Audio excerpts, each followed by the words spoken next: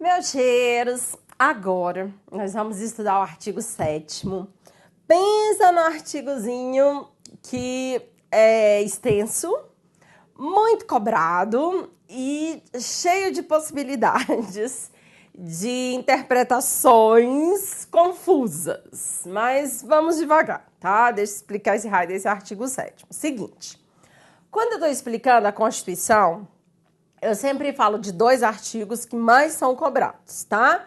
Que é o artigo 196 e o artigo 198. Artigo 196 porque o SUS nasce, né, através desse artigo, e o 198 porque fala das diretrizes do SUS. Aí quando eu venho para 8080, eu falo, gente, para a prova, sem saber esse raio desse artigo 7º, não dá, porque o artigo 7º, ele que estabelece os princípios do SUS. E tudo quanto é prova, eles falam nesse raio desses princípios do SUS. Só que olha a confusão, por isso tem aluno que fala, ai, professor, eu não aguento estudar a legislação porque é muito confuso, né? Porque cada hora eles pedem uma coisa e de forma diferenciada. Então, olha as possibilidades. Vamos lá. Quem estudou Constituição Federal e estudou o artigo 198 e estudou as diretrizes do SUS. Então, na hora que eu estiver lá na minha provinha e ele colocar, conforme a Constituição Federal, tá? Especifique aí as diretrizes do SUS, meus cheiros. Tu só pode escrever 3, porque só existem 3, tá?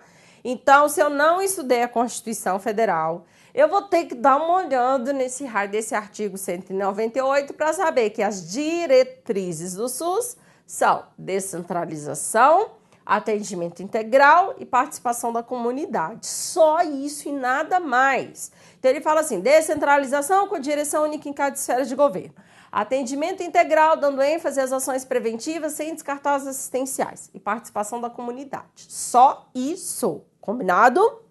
Só que a gente chega agora aqui no artigo 7º da 8080 e ele coloca os princípios do SUS, tá? Ele diz aqui, os princípios do SUS. Só que o que ele fez? Não se dando por satisfeito, ele puxou as 3 diretrizes lá da Constituição e colocou aqui dentro também. Então, meus cheiros, aqui no artigo 7º eu tenho princípios e diretrizes. Só que o aluno acha que isso é uma palavra só. Ele acha que eles estão grudados, eles não estão grudados. Então, por que eu estou falando isso? Porque o que eu recebo de mensagem falando assim, professora, por que regionalização e hierarquização não é diretriz do SUS? Se eu estudei no artigo 7º e diz. Aí eu falo, não, meu amor, no artigo 7º tu estudou princípios do SUS que eles acrescentaram umas diretrizes lá. Só que se pedir só diretrizes, é só o 198, não é o artigo 7º inteiro, tá bom? Então, para tirar essa confusão da tua cabeça, para tu direcionar o teu estudo, é só lembrar que Constituição são apenas 3 diretrizes. O resto que colocar na tua prova é princípio, tá? Então, tem que ser artigo 7º, 8080. Entendeu isso? Combinado? Vamos para outra explicação. O SUS, ele estabelece aquilo que ele chama de princípios organizativos e princípios doutrinários. Ai, Andréa, mais uma, meu cheiro, mais uma. Então, vão ter 3 possibilidades desses princípios serem cobrados. O primeiro é esse que eu acabei de explicar, princípios do SUS. Então, se estiver na tua prova, quais são os princípios do SUS? Tu vai ter que estudar agora 14, tá? A gente vai estudar 14 princípios do SUS. Mas se tiver só escrito princípios organizativos e princípios doutrinários, aí você vai ter que estudar de forma diferenciada, tá? Então, olha que loucura!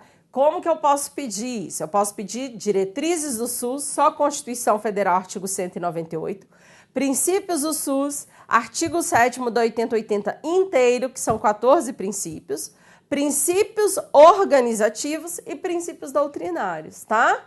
E aí é uma confusãozinha, por quê? Porque se eu não souber diferenciá-los, não adianta eu achar que eu vou poder colocar todos. Então aqui a gente vai ver de forma diferenciada, tá bom? Combinado? Outra coisa importante que eu quero falar do artigo 7º. O artigo 7º, a lei foi escrita, claro, no ano de 90, é 8080/90, Só que ao longo dos anos ela sofreu várias alterações, tá? E nós tivemos uma alteração recente, tá? Agora, 2017, essa alteração, que nós acrescentamos mais um inciso ao artigo 7º. Então, eu preciso com certeza estudar o raio desse inciso, tá? Porque é o que eu tenho de mais atual dentro da 8080. Por isso que a prof precisa vir e gravar as aulinhas todas atualizadas, tá? Então, sempre em todas as minhas aulas, eu falava assim, gente, na hora de estudar princípios do SUS, você vai ter que lembrar dos 13 princípios do SUS. E agora não são mais 13, são 14, tá? Nós acrescentamos mais um, 14º, e esse inciso veio aí. Com certeza, nas provinhas daqui para frente, ele vai ser muito cobrado, porque quem não está se atualizando não vai saber que esse inciso foi acrescentado, tá bom? Nessa legislação, a partir do ano de 2017. Combinado? Então, vamos lá para as nossas explicações. Então, olha só, vem cá, deixa eu te mostrar. Então, vai ser assim. Se na minha prova estiver pedindo princípios e diretrizes do SUS, eu já sei que é 8080, tá? Eu já sei que eu vou ter que saber aqui 14 princípios e diretrizes do SUS. Andréia, aqui no artigo 7º, eu consigo diferenciar quais são os princípios e quais são as diretrizes? Não, você não consegue, teoricamente, tá?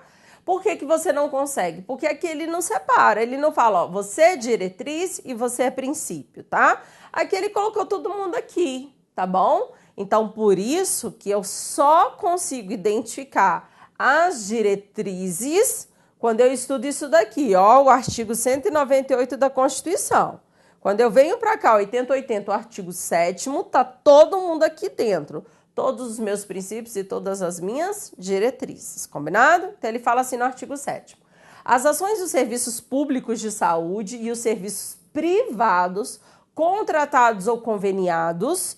Então, lá na Constituição, nós estudamos já isso daqui no artigo 199, que diz que a iniciativa privada vai poder participar do SUS, só que a participação dela é através de contratos ou convênios, tá bom? Isso daqui já afirmamos lá na Constituição, que integram esse sistema, são desenvolvidos de acordo com o quê? Com as diretrizes previstas no artigo 198 da Constituição. Então, significa que ele pegou as 3 diretrizes e colocou aqui dentro, tá bom? Só que junto dessas diretrizes que ele trouxe de lá para cá, ele vai acrescentar os princípios. Por isso que a gente vai trabalhar com princípios e diretrizes. E qual é o pega dessa questão? É ele pegar um desses princípios daqui e levar lá para a Constituição, para o artigo 198. Por isso que quando ele coloca a Constituição Federal e fala regionalização e hierarquização, e o aluno acha que isso é uma diretriz, tá errado, porque isso é um princípio, isso você só encontra aqui dentro do 8080, tá? Ai, André, é muito confuso. Realmente, tá? Na hora disso ser cobrado na prova, se você não tiver muita certeza daquilo que está sendo cobrado, é um pouco tenso. Mas o que que eu faço? Faço meu mapa mental, tá? Então, eu coloco Constituição, 8080 e direciono aquilo que é de uma, o que tem na outra e o que não tem, tá bom? Então, a gente vai estudar esse artigo 7º. Só que antes de estudar esses princípios e diretrizes, também na prova pode vir assim, ó, ele especificando, tá? O que são os princípios doutrinários e o que são os princípios organizativos. André, se tiver assim na prova e ele pedir doutrinários, eu só posso considerar esses 3 só, meu cheiro? Se ele colocar qualquer outro aqui, não posso marcar como verdadeiro, porque aí pode ser princípio organizativo ou pode ser simplesmente princípios do SUS, tá? Quando ele pedir princípios doutrinários, é o que segue a doutrina do sistema, né? O sistema segue uma doutrina, então a gente só pode considerar esses 3 princípios aqui, certinho? Então, vamos lá para o primeiro princípio. Isso daqui a gente fala demais, né? Sempre, que é essa universalidade. Quando eu utilizo esse termo universalidade, eu preciso ter esse entendimento. Acesso para todos. Não posso especificar. Acesso só para os brasileiros, acesso só para aquelas pessoas que possam contribuir de jeito nenhum. Qualquer pessoa vai ter esse acesso, por isso que a gente usa esse termo universalidade. O nosso segundo princípio doutrinário, que segue a nossa doutrina, é uma palavrinha que é muito utilizada e às vezes essa palavra é utilizada de forma errada, tá? Que é a palavra que a gente fala de equidade. Andréia, então equidade ele não é considerado um princípio do SUS? Não, porque não está no artigo 7º. Você não encontra essa palavra equidade no artigo 7º, não. Você encontra ela aqui como um princípio doutrinário, tá bom? Então, o que é essa equidade? Equidade é muito comum do aluno falar que é igualdade, tá? Ah, André, já vi falar que equidade é igualdade. De jeito nenhum, meu cheiro. Ué, André, mas no SUS não tem igualdade? Tem. Só que a igualdade no SUS, que é o que a gente chama de igualitário, é sem preconceitos ou privilégios de qualquer espécie, seja de raça, de cor, orientação sexual. Isso está no artigo 7º, tá? A igualdade, ela consta no 7º. Agora, a equidade é conforme a necessidade, tá? Então, as nossas necessidades, elas não são iguais. Então, eu preciso dar mais para quem estiver precisando mais. Por isso que a gente usa esse termo de equidade, tá? Então, a gente fala dar mais para quem precisa mais, conforme a sua necessidade, tá bom? Então, é esse termo que a gente usa. E para terminar o nosso também outro princípio doutrinário que segue a nossa doutrina, o nosso sistema, é a nossa integralidade, tá bom? A integralidade, eu preciso entender que esse atendimento ele é completo. Ele começa desde a menor complexidade e ele vai até a maior. Então, todas as vezes que eu tiver esse termo integralidade, obrigatoriamente eu tenho que ter as palavras promoção, proteção e recuperação. Pronto, então esses são considerados princípios doutrinários. Andréia, mas olha só, quando a gente trabalha o artigo 7º, eu também já ouvi falar que tem lá a universalidade. Eu também já ouvi falar que tem lá a integralidade. Sim, meu cheiro, também consta lá no artigo 7º, tá bom? Mas, exemplo, a equidade não consta, tá? Então, ele pega esse artigo 7º e estabelece de todos aqueles princípios, o que ele considera como doutrinário. E como doutrinário, ele só considera esses três, tá? Universalidade, a equidade e a integralidade, tá bom? Então, vamos lá, fazer minhas anotações. Então, princípios doutrinários, muito cuidado. Só se no meu enunciado estiver pedindo isso, ó, doutrinário. Se não pedir, é o artigo 7º inteiro. Universalidade, acesso para todos. Tá? Então, sempre vou entender dessa forma, acesso para todos, ok? A minha equidade é conforme a necessidade. Então, a gente sempre utiliza esse termo para ficar mais fácil de lembrar, necessidade. E a minha integralidade, atendimento completo. Esse meu atendimento completo, ele inclui a minha promoção, que visa a prevenção, a minha proteção e a recuperação. Isso de forma obrigatória, tá? Minha integralidade visa tudo isso, ok? Então, passamos pelos princípios doutrinários, certo? Agora, nós vamos falar sobre os princípios organizativos, aquele que segue toda essa organização. Como que esse sistema vai ser organizado? A mesma coisa. André, então como é que eu vou conseguir evidenciar isso na minha prova? Enunciado. Se o enunciado pedir princípios e diretrizes do SUS, artigo 7º inteiro. Se ele pediu princípios doutrinários, são só 3, apenas 3. E se ele pede princípios organizativos, aí já são 5, tá? Então, a gente trabalha de forma diferenciada, certo? Então, vem aqui para os princípios organizativos. O primeiro princípio, a gente fala de uma regionalização e hierarquização. Então, primeiro eu preciso entender o que é essa regionalização e essa hierarquização. Na minha cabeça, eu gosto de fazer uma sequência diferente. Eu falo primeiro descentralização e depois eu falo regionalização. Isso como forma mais fácil de eu lembrar, tá? Então, eu acho que isso tudo na hora da prova, ele faz um sentido se você, estudar, seguindo sempre uma sequência, porque na hora da prova fica mais fácil de você lembrar essa sequência. Tem aluno que fala, professora, para mim não interfere muito não, eu posso falar, de repente começar com regionalização, depois deixar a descentralização lá para o final. Eu não, eu prefiro seguir uma linha de raciocínio entendendo o que é descentralizar e depois regionalizar e hierarquizar. Se ficar mais fácil para você, tá bom? Mas é que é o jeito que eles colocam pra gente, na hora que tá lá escrito na cartilha, ele tá dessa forma. Mas eu vou explicar desse meu jeito para ver se fica mais fácil para você lembrar, tá bom? Então, olha só, nós estamos falando da organização, dos princípios organizativos. Então, como que esse sistema vai se organizar? Esse sistema, antes, ele era centralizado na União, né? A União era a detentora do poder. Então, o que eu faço agora? Eu quero que esse sistema seja descentralizado. Então, a primeira coisa que eu faço é descentralizá-lo, tá? É tirar o poder máximo da União e compartilhar entre estados, DF e municípios. Então, tá aqui, ó, o meu primeiro, na minha cabeça, para ficar fácil de lembrar, eu faço a descentralização. Depois que eu descentralizo, eu dou o poder máximo aos municípios. Por quê? Porque o município é o maior detentor do poder, né, com a descentralização, porque ele está mais próximo do problema. Então, como que eu vou trabalhar? Eu vou regionalizar e depois eu vou hierarquizar essas ações. Aí depois eu penso dessa forma, tá?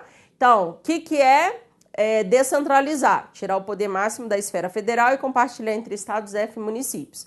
O que é regionalizar? É delimitar um espaço, tá? Espaços menores e hierarquizar, sempre começar na menor complexidade até a maior. Por isso que a gente começa no município, porque o município é o responsável pela atenção básica e os estados que vão ser responsáveis pela média e pela alta. Então, sempre quando eu uso o termo regionalização, eu delimitei o espaço e hierarquização, comecei lá na minha atenção mais básica e aí, havendo a necessidade, eu vou para a média ou para a alta, tá bom? Então, o meu segundo princípio organizativo. Depois ele fala de uma resolubilidade. O que significa essa resolubilidade? Significa o processo de resolver aquilo que é da tua competência, tá? Então, exemplo. Município, você é o responsável pela atenção básica. Então, cuida da atenção básica. Não passa para o Estado fazer a básica se você que é o responsável pela básica, tá? Não passe para um outro município fazer aquilo que é da tua responsabilidade, tá bom? Então, quando a gente usa esse termo resolubilidade, é o processo de resolver aquilo que é da tua competência. Ele também considera como um princípio organizativo, tá bom? E o outro princípio é a participação dos usuários, a participação da comunidade. Como que essa comunidade vai participar? Através dos nossos conselhos de saúde. Isso é a outra lei, a Lei 8.142, tá bom? Mas por que ele está fundamentando aqui? Porque isso já consta dentro da Constituição. Quando a gente estuda as diretrizes do SUS, lembra? A primeira é o quê? Descentralização, depois atendimento integral, depois participação da comunidade, tá? E lá na frente, na outra lei, quem for estudar a Lei 8.142, a gente estuda a participação através dos conselhos, tá? Que vai ser 50% dos usuários dentro desses conselhos, certinho? Agora, olha só, deixa eu fazer uma ressalva aqui, tá? Seguinte, eu sempre digo para os meus alunos que todas as vezes que eu elaboro um material, eu tenho muito cuidado, claro, de pegar uma fonte, né? Uma fonte confiável. Por quê? Porque o meu aluninho, quando a gente pega a prova de concurso, né, dos certames, essas questões são elaboradas, né? Algumas pessoas são responsáveis pela elaboração dessas provas e vira e mexe a gente observa, né, que claro, que também toda a fundamentação para a elaboração de uma prova eu tenho que ter uma literatura, né, uma fonte que seja uma fonte confiável. Então, todos os meus materiais eu procuro buscar através do Ministério da Saúde, que é o órgão responsável por a fundamentação elaboração dessas políticas, tá? Então, às vezes o aluno me pergunta assim, professora, me indica um livro para eu estar estudando. Eu não gosto muito de indicar. Por quê? Porque quando a gente fala de autores, às vezes eu tenho uma publicação que é recente, mas tem uma publicação que já é antiga e essa lei sofre essas alterações. Por que eu estou falando isso? Porque existem alguns livros, alguns autores, que na hora que eles comentam esses princípios organizativos, eles só tratam desses 4, tá? Eles não colocam o complemento do setor privado, tá bom? E isso dá um problema danado. Por quê? Porque várias provinhas ele coloca isso daqui, ó, complementariedade do setor privado. Aí o aluno fala assim, professora, mas eu estudei em tal livro e não comento isso daqui não. Tá? Então, o que eu faço? Isso daqui, essa fundamentação legal, é a cartilha, o ABC do SUS, tá? Esse ABC do SUS, ele foi elaborado em 1990, junto com a lei, que é a 8080, e esse ABC do SUS vem especificando exatamente, tá? É como se fosse um glossário falando do que significa essas palavras, o que é regionalização e hierarquização, o que é considerado um princípio organizativo, o que é considerado um princípio doutrinário, tá? Ele vem especificando tudo. Então, é uma cartilha do Ministério da Saúde, então, como eu sigo esses materiais do Ministério da Saúde, então, por isso que você se depara com esse princípio aqui também considerado organizativo, tá? Então, eu estou fundamentando isso, estou justificando, porque vira e mexe quando eu coloco isso daqui, o aluno fala, nunca vi falar isso na minha vida, tá? Então, pega essa cartilha do SUS, o ABC do SUS, e você vai se deparar com esse quinto princípio organizativo, tá? Não são 4 só. Então, se na minha prova, André, tiver complementariedade do setor privado, corretíssimo, pode marcar que tá certinho, tá bom? O que isso justifica? Justifica que a iniciativa privada ela vai poder participar do SUS. Lembra? Quando a gente estudou lá na Constituição, no artigo 199, ele fala a saúde é livre à iniciativa privada. Então, significa que a iniciativa privada vai poder participar, só que ela participa de forma complementar. Ela não participa de forma direta, ela participa de forma complementar, tá bom? Então, na minha prova, quando ele pedir princípios do SUS, eu estudo todos os 14, que nós vamos estudar começando agora. Se ele pedir só princípios doutrinários, eu estudo apenas 3, tá? Que é a universalidade, equidade e integralidade. Se ele pedir princípios organizativos, aí sim, eu vou estudar os 5, tá? Vou estudar a descentralização, a regionalização e hierarquização, a resolubilidade, que é o processo de resolver, tá? Vou fundamentar com a participação da comunidade, dos usuários, e termino com essa complementariedade do setor privado, porque ele participa de forma complementar, certinho? Pronto, tem que ser direcionado assim, senão eu posso errar aí na hora que ele pedir no enunciado e colocar outras coisas que não tem nada a ver, certo? Então vamos lá justificar. Já justifiquei agora os princípios organizativos. Então, regionalização e hierarquização. Regionalizar é delimitar um espaço, tá? Delimitar, vou colocar aqui para você entender. E hierarquizar é da menor para maior complexidade. A minha resolubilidade é o processo de resolver, não, ficou muito feio, apaga, Andréia, eita, Andréia, hoje está difícil. Resolver, tá? Aquilo que é da sua responsabilidade. A descentralização é quando eu tiro o poder máximo da União e compartilho entre estados, DF e municípios. Já falamos isso também. Participação dos usuários, é a participação dos usuários dentro dos conselhos de saúde, tá? Através dos conselhos de saúde, eles vão participar. E a complementariedade do setor privado são os convênios, tá? Os convênios pelo SUS ou os contratos, que são firmados lá no artigo 199 da Constituição, tá bom? Pronto, agora bem explicadinho, tá? Já conseguimos diferenciar, certo? Agora sim, meus cheiros, vamos para os princípios e diretrizes do SUS, tá? Que são esses 14 incisos que nós vamos estudar agora, tá bom? Alguns se repetem, né? Nós vamos ter aí repetido dos princípios organizativos e doutrinários, mas outros também não tem nada a ver, certo? Então vamos lá.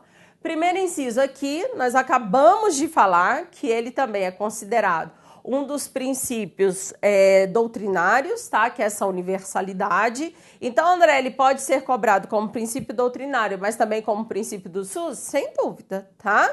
Então, quando ele fala universalidade de acesso, é aquele nosso entendimento, acesso para todos, tá? Então, universalidade de acesso aos serviços de saúde em todos os níveis de assistência. Então, qualquer pessoa vai ter direito a esse atendimento, independente, tá, de quem seja, se contribui, se não contribui, se é brasileiro, se não é brasileiro, a todos os serviços, tá? Seja um serviço de menor complexidade ou seja um serviço de maior complexidade, independe, tá bom? Então, esse daqui, o primeiro, já falamos demais, acho que não tem nenhum problema, tá bom? Agora, o segundo. O segundo parece um inciso fácil, né? Mas ele tem uns peguinhas, tá? Então eu tenho que ter cuidado com esses peguinhas. O inciso 2, ele fala de uma integralidade, tá? Integralidade de assistência. Aí, algumas provas eles colocam assim: são considerados princípios e diretrizes do SUS. Universalidade, sem especificar esse resto de acesso aos serviços em todos os níveis, só escreve universalidade, integralidade e exemplo, participação da comunidade. Ele cita esses 3 princípios e diretrizes do SUS. Posso considerar, Andréia? Pode. Ué, André, mas ele só escreveu integralidade, ele não escreveu isso tudo aqui que consta aqui no inciso 2. Meu cheiro, não precisa, tá? De verdade, tá bom? Se ele escrever só integralidade, pode marcar, é princípio do SUS, tá? Ué, André, mas aqui ele está explicando. Sim, ele vai explicar, mas ele não é obrigado a explicar, tá? E aí, às vezes, o aluninho não entende isso. Ele fala, estava escrito lá integralidade, só que eu sei que integralidade precisa ser entendida como conjunto, articulado e contínuo, aí ele começa a viajar. Então, não é obrigado, mas se ele quiser explicar, ele vai explicar, tá bom? Então, se tiver só a palavra integralidade, tá valendo. Só que aqui ele decidiu explicar, então vamos para essa explicação.